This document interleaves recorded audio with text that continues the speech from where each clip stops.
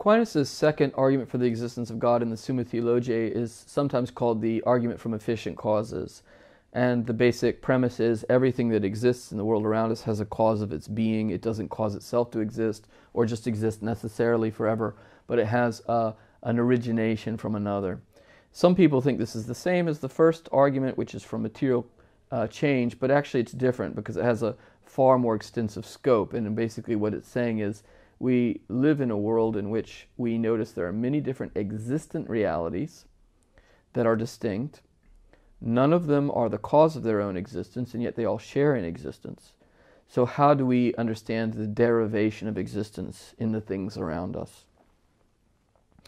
Now, this is related to Aquinas' doctrine of esse. That's the Latin word he uses for the act of existence or the act of being. And esse is, in a way, for Aquinas, something that separates each being, the beings from one another, but also shows a kind of a, you might say, common ontological ecumenism, what we all have in common. So, for example, you just take, 3 or 4 people in a room. Each of us has existence, and so it's something we share. I say to you, I exist? Do you exist?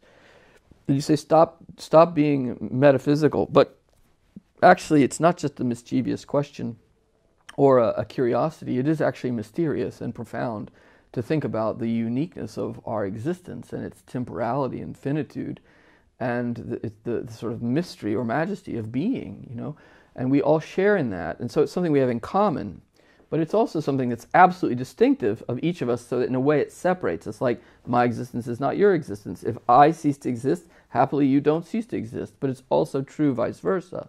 And so each of us lives this sort of mystery of solitude and also of communality or communion in being, of having an existence. And when I start to ask, well, where did my existence come from? You could say, well, it was generated by your parents. Your parents gave you existence. Okay, this is true. We're generated by other realities. That being said, we don't, in our existence, just depend upon our parents. I mean, for example, if our parents no longer exist, we still exist.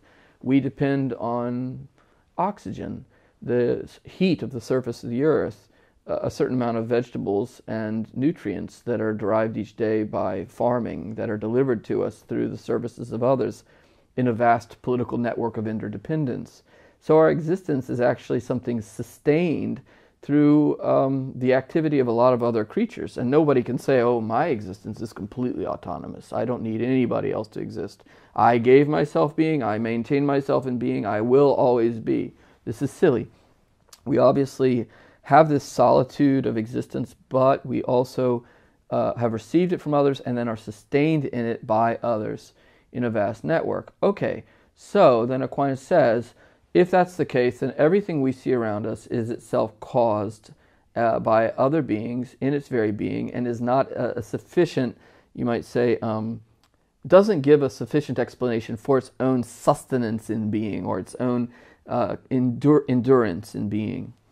And therefore there has to be, to explain existence in each of us, there has to be an appeal to the other causes of the universe. But each of those also has in turn to be explained by another thing that exists. So again, we're talking, as we were in the first way, about actual ordered series of interdependent causes. We're not going back in time. We're not going to talk about, whether the first thing existed and then the second thing existed and then how we got to where we are now.